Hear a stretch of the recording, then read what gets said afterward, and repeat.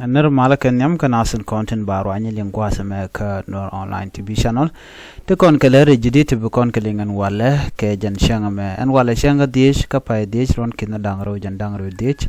bana jo me bana jalinkel ko gor kono de kon der de kon karling gor jen go jende subscribe la support ke nor online TV kade notification bell de je twan ko mete mi che berede jo mala che ke je me ke notification bell me ke ne twan anyo gor je en wo deran char de ja to bugwasamo en mo kon ling a general update mo ka kon dial ko kon ling amana le roda name breaking news man yam ban writing mishala dre we ka South Sudan no take a wood mishala dre jen wood mo shaja nak ano wood me chibnen yana mane chala dre sha gere nyal sha nak dung South Sudan wood me won mishanak gere nyal akene de content gargare nyal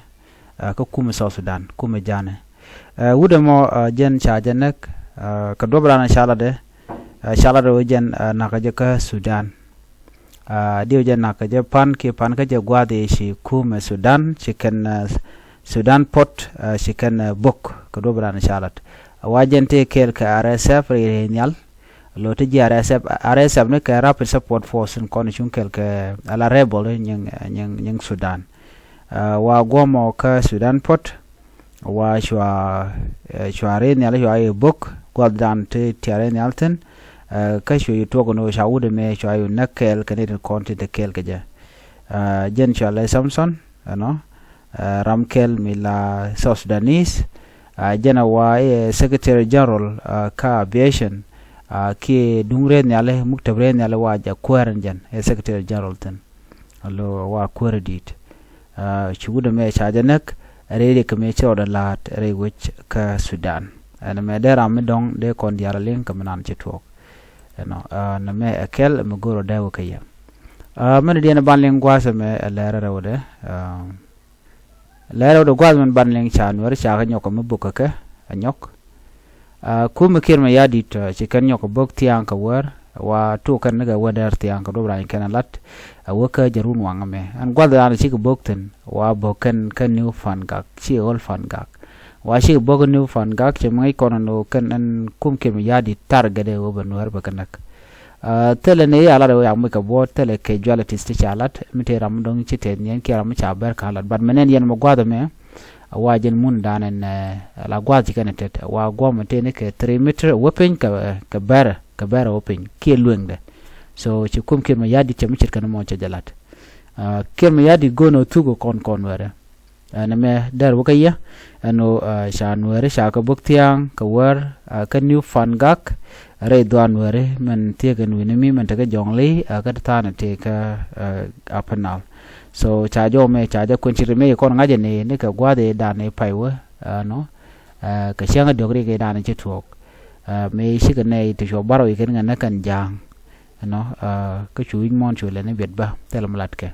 ntam chu ren chu nyom lo karodian tiang in the same place but ko la new fan gang me nyam old fan gang me new fan gang don were so jo me de yana ngach akamana ne shore lad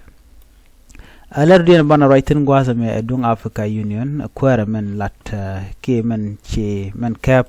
Africa Union kwara mo ramkel michala ro jen che kum kirma yadit che je condemn ke che la dwer ka do bada che je lar de la ro che la dwer yes ke che je ku dwer no wuda me shwale jala chairperson okay Africa Union chala Mahmoud Ali Yusuf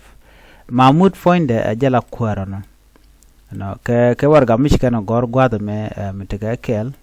no shelaro nene ajani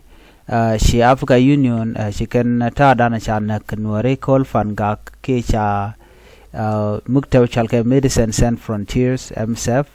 health facility do brana cha ka cha boko jaga cha wanga je janu kudne tilat kan mo kude ka dur wude me mishal kame Mahmoud Ali Yusuf jaram dana ko Africa Union ni kenyam jo chalat ajani by investigation ba jalat no karam danen wona nak rewi call fan ga ke dak medicine sans frontier ngai kenen waram dan nak na e kirma yadi so just when can ke jok ke jal kan ke ge chikan goro red kenten na mane kel mi jega long bane ngai kenen go te go mi chala ne wude shal ke Yoweri Kaguta Museveni ngai kan jo dane chalat jo we chalat medan cha ngai ne dian me che we to chi lola te de long ko ken ma yadit chen no re nak kana ser kan ulang ka nyok chu kan chwa yu ling no che na bo kol fan ga mu nyu do jen teken keling so na bane chi surprise ka kon so met ken gad Museveni la tweet ni shang ka Twitter la de ti jaga long no naka nueri no to ga ngai ka so right now Africa Union kan be investigation ba je ker dar baram dal len ma ba je gor ka ngai ken no ram len me e ki ma yadit ken Museveni so tangu wo ka ga jog je so jen jero lab de dan gore de nyot ye ka kan la dang tok di channel la ti biya shu ngaje no ne gere nyal na shanen aram kel maran so Sudanese ta janak rewich ka Port Sudan gwada danen la jala je wiya kam goraten so muku ka mat ken ku ma RSF ki duna we nanga ne ji human humanitarian ci remeji kana lat kwa kwij bat menetin ngai kon ne RSF ma de ke kum ki no yadi so dar na kel ko lokan RSF ne ka kwij dadien so na mugudu mo je chuli rewde channel ko channel rubuk tiang ka war ka ni fan gak so teram chalan mi ci tenien ki mitega bot jeno ban lere kono be kon keling diodien ku Africa Union che man chalar kono won Africa Union ken shi kan ngari ken kondem